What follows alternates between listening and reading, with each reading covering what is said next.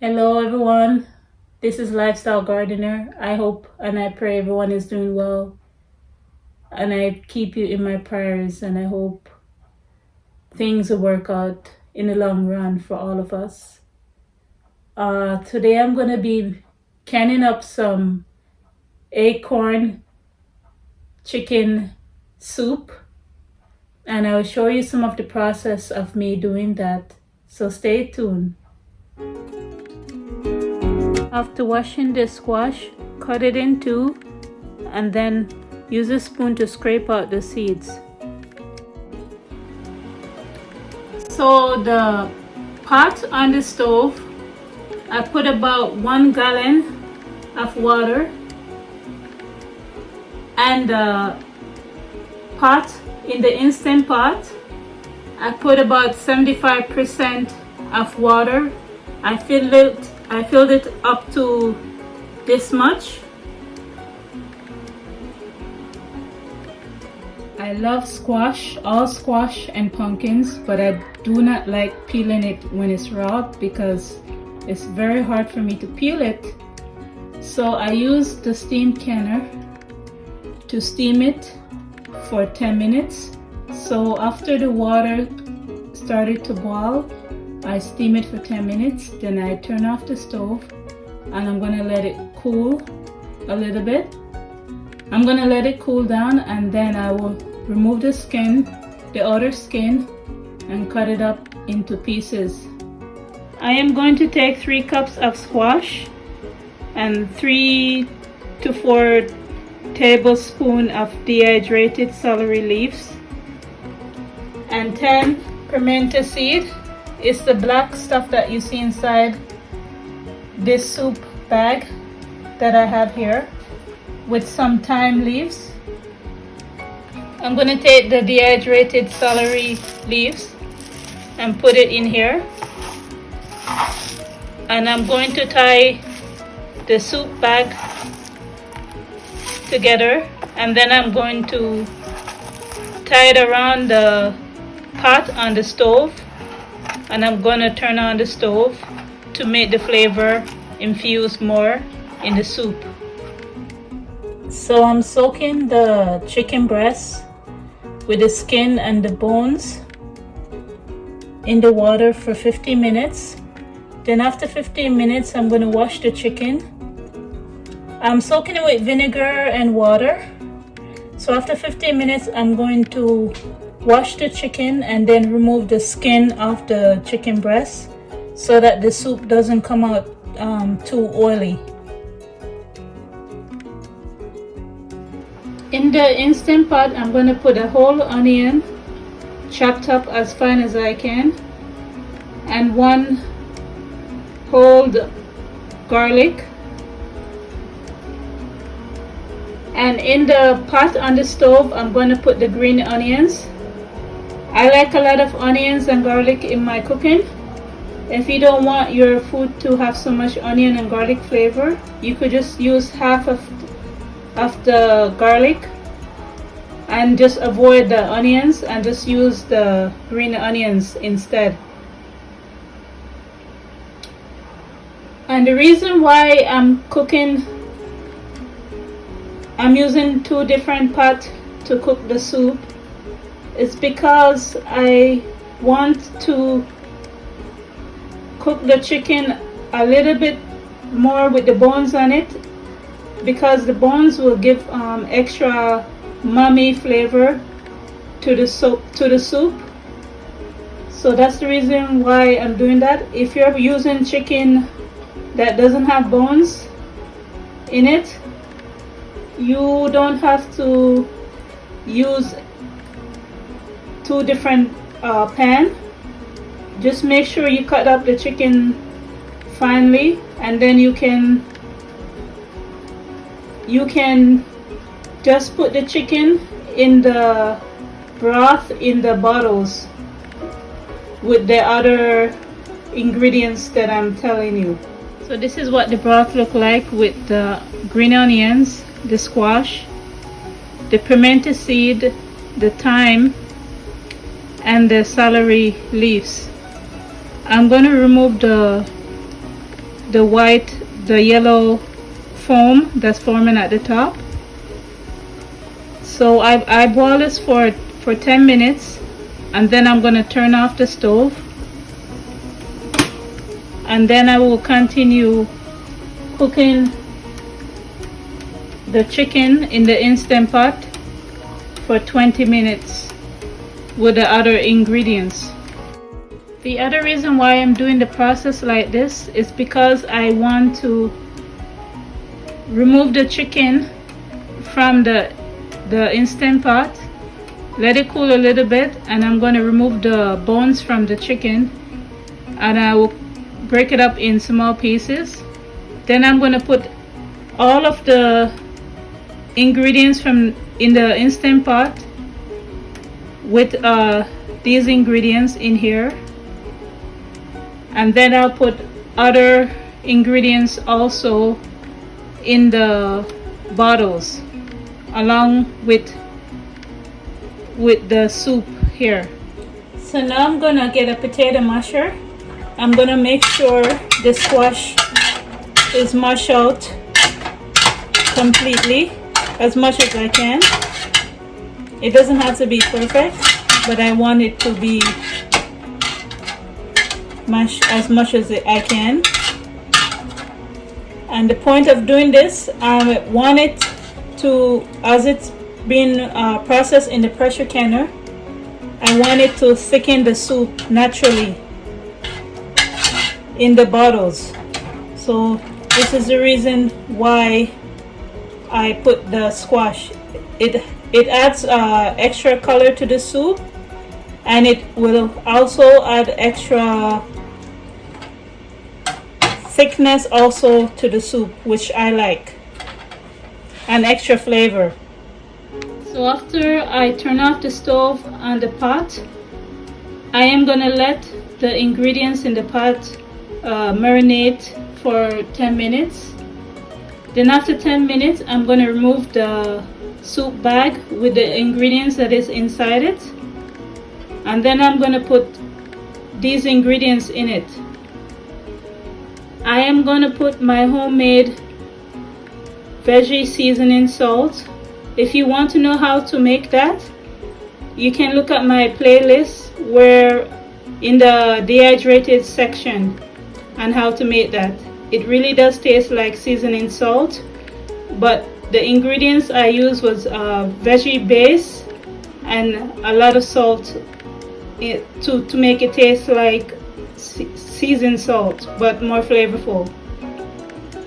And so I'm going to use about 2 teaspoons of my veggie homemade seasoned salt and 1 tablespoon of bouillon and 2 tablespoons of my homemade ghee. So I put the chicken breast with the bones inside the Instant Pot, and I'm gonna turn it on to saute because I'm not gonna pressure cook this.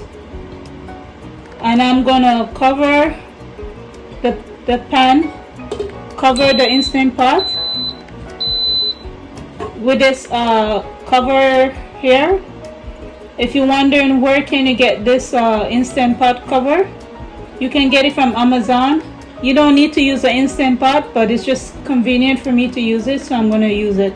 You can use a regular pot to make this soup. And I'm going to set the timer to 20 minutes. And I'm hoping after 20 minutes the umami taste from the bone will flavor the broth more, and it'd be more easier to remove the bones from the chicken. If you don't want to do this process and you have chicken with the bones, you can remove the bones from the chicken before putting it inside here, but I believe the bone give it extra flavor, so that's why I'm making extra effort of doing this.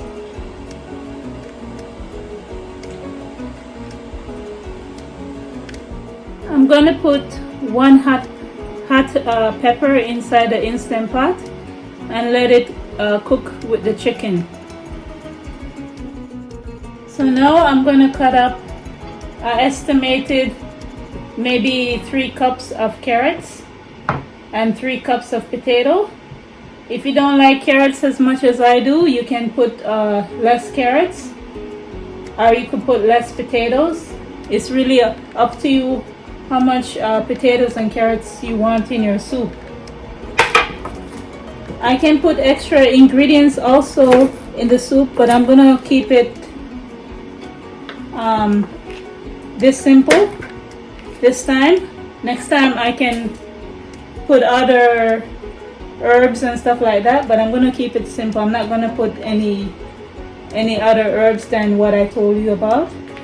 I washed the potatoes and I washed the carrots, but I'm not going to peel it because I'm lazy to do that, and it's not necessary. The skin of the carrot is very good for you anyways. And as I tell you guys, I'm not very good when it comes to cutting things, but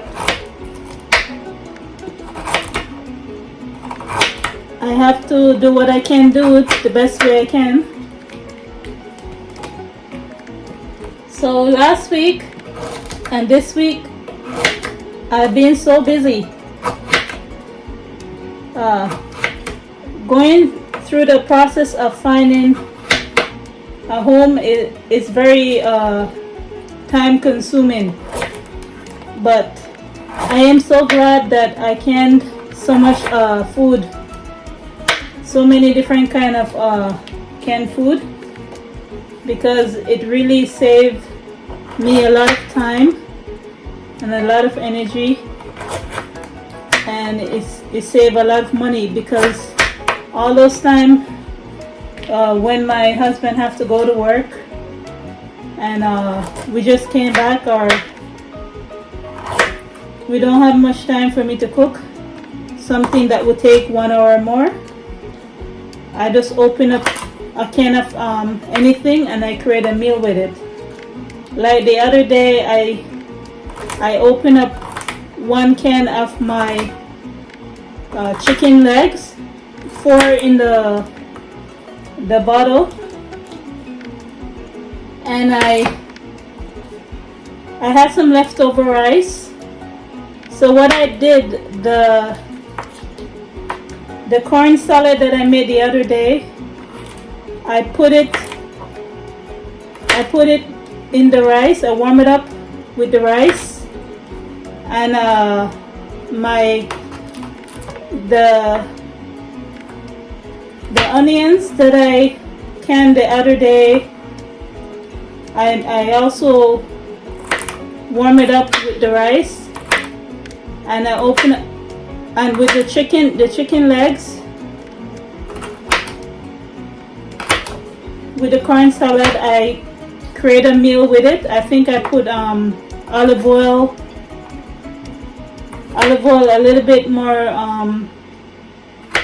No, I didn't put no olive oil, because the corn salad actually had a lot of oil in it already. I don't remember exactly what ingredients I put in it, if I put extra ingredients, but just telling you from the top of my head what I think I put it in. The rice with the corn salad kind of tastes like a rice corn salad foods. So I mix the corn salad with the onions, and it tastes really good together. And my husband was really surprised how good it tastes. I think the next time when I make the corn salad, I'm gonna put about half a cup of olive oil. I think when I made it, I put like 1 cup. I'm gonna put half a cup. I made that recipe on my own. It was spontaneous, so I was experimenting to see what it would taste like. So next time when I make it, I think I put about 3 cups of vinegar. I'm gonna put like about 2.5 cups of vinegar in it next time, but I'm definitely going to make it again next time. It makes a great salad. You combine it with rice or pasta or beans, and it's just a unique flavor that I'm actually pleased with. So next time I put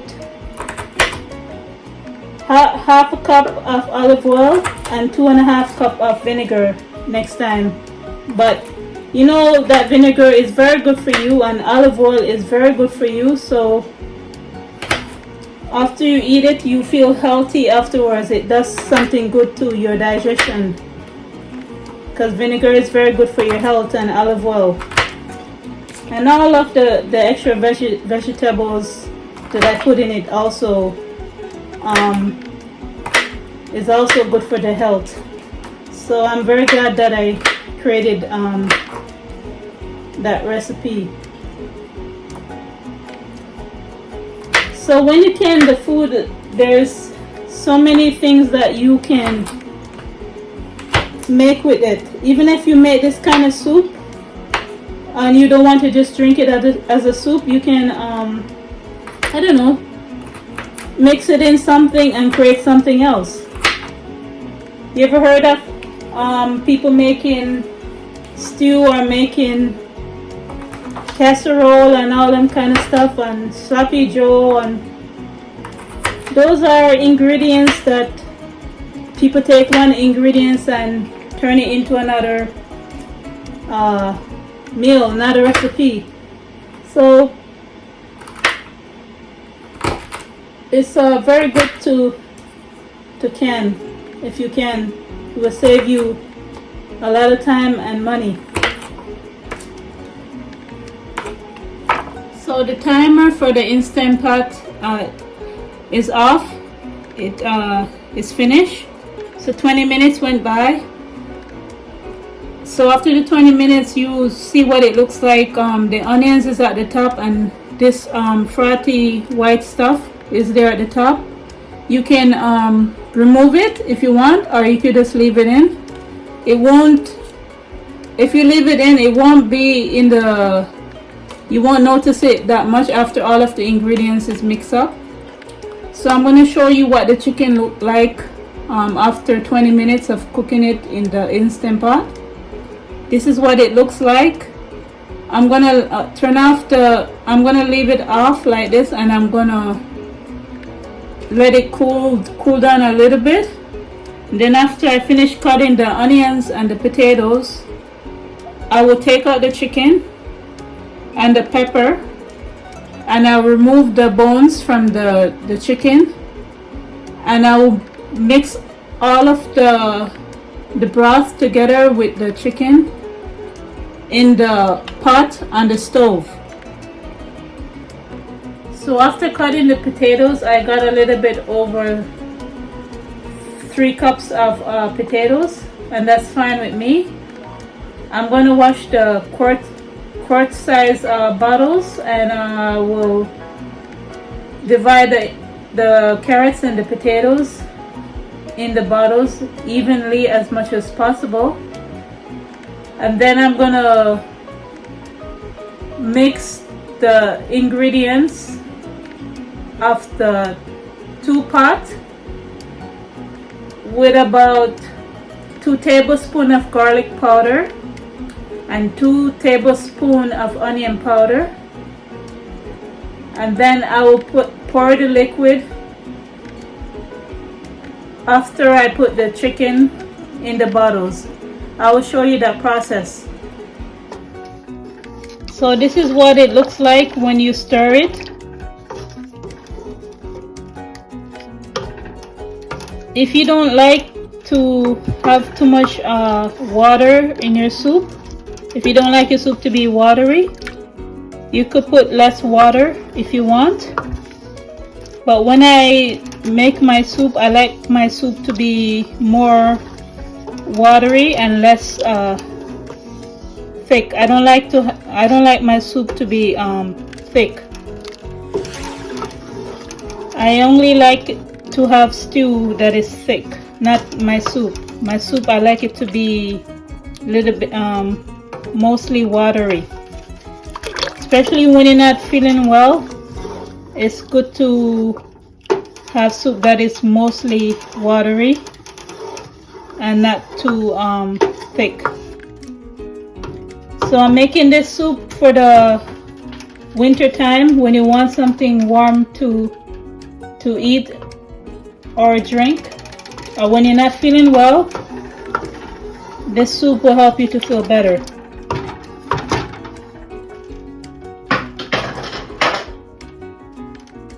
So I'm going to wash these bottles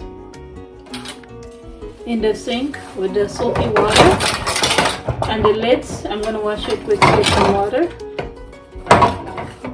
Then after I wash them and rinse them off, I'm going to fill the bottles with the soup. Before I forget to tell you guys, I also sprinkled about a tablespoon of paprika also in the soup.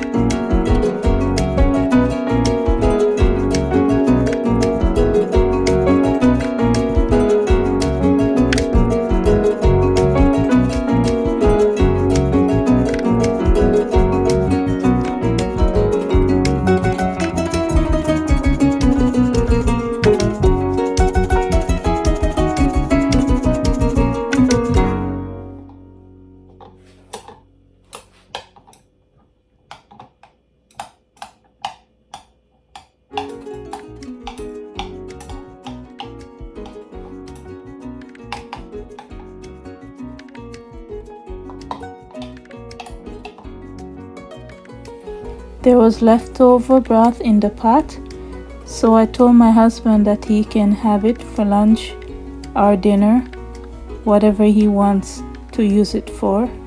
So he did that. He cooked down the broth with some pasta in it.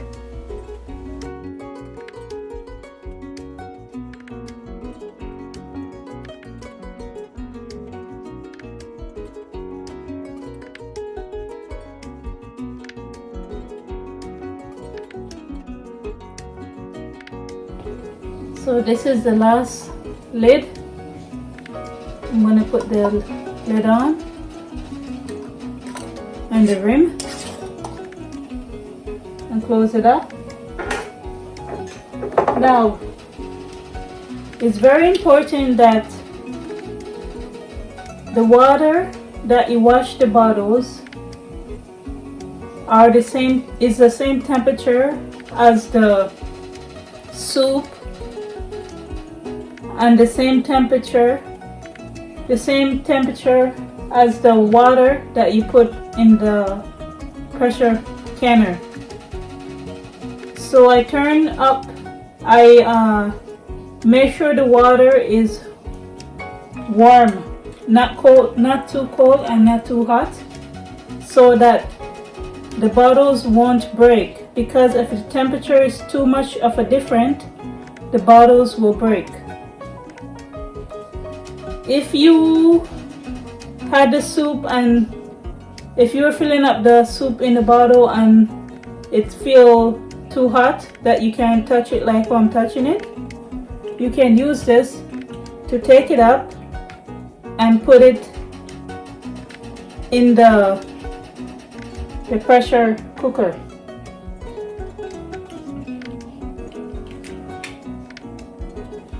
I fill the pressure cooker up to like 3 inches of water, and I make sure I put a little bit, maybe 3 tablespoons of vinegar, just to prevent the water from leaving white marks all over the bottle, and it'd be very hard for you to clean off that if you forget to do that. So now I'm going to put the bottles in the pressure cooker and process them.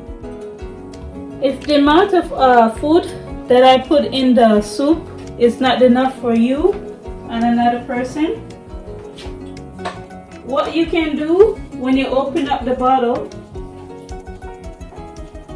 you can cook about half a cup of rice or half a cup of pasta or half a cup of barley, and you can mix it in a pot with one of the soup, and it should be enough for 2 persons if you guys have a big appetite. Me personally don't have a big appetite, but that will help stretch it. They don't recommend you putting pasta, canned pasta, any kind of pasta in the bottle. They don't recommend you doing that. So that's one of the reasons why I would not put pasta or noodles with the soup. I would put it afterwards when I open it up to eat it.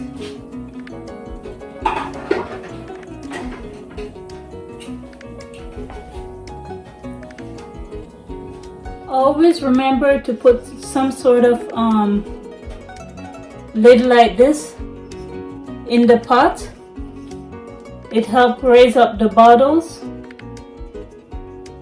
a little bit above the bottom. This normally, some sort of lid normally come with the pressure canner. So make sure you put this in the pot before you put the water, and then after you put the water, then you put the bottles. So I turn on the stove up to 8, and I'm gonna let the water start boiling, and then after it boils, steady steam is gonna start to come out at here. And when the steady steam come out, I'm gonna let it ventilate for 10 minutes, and then after 10 minutes of it ventilating, I'm gonna put the weights on top of here, and then after I put the weight on top of it, I am going to let the pressure cooker come up to pressure up to 10 to 11 pounds at the gauge where it said here, and after it comes up to that amount, I am going to process the soup for 90 minutes. So after 90 minutes, I am going to let the pressure naturally go down to 0 at the gauge right here, and then when it naturally goes to 0, this part here will go down also, and it's telling me that I could open it up safely. And I'm going to open up the lid facing towards the wall, and then I will remove the soup with the I'll remove the bottles with this plus a mitten just in case, and then I'll put the bottles on the towel on the counter and let it stay there until it completely cooled. So after it becomes completely cooled, I'm going to wipe them down or wash them down, and then I'll let it naturally dry. Then I will label it, what is in the bottle and the date of it, and then put it away in my pantry.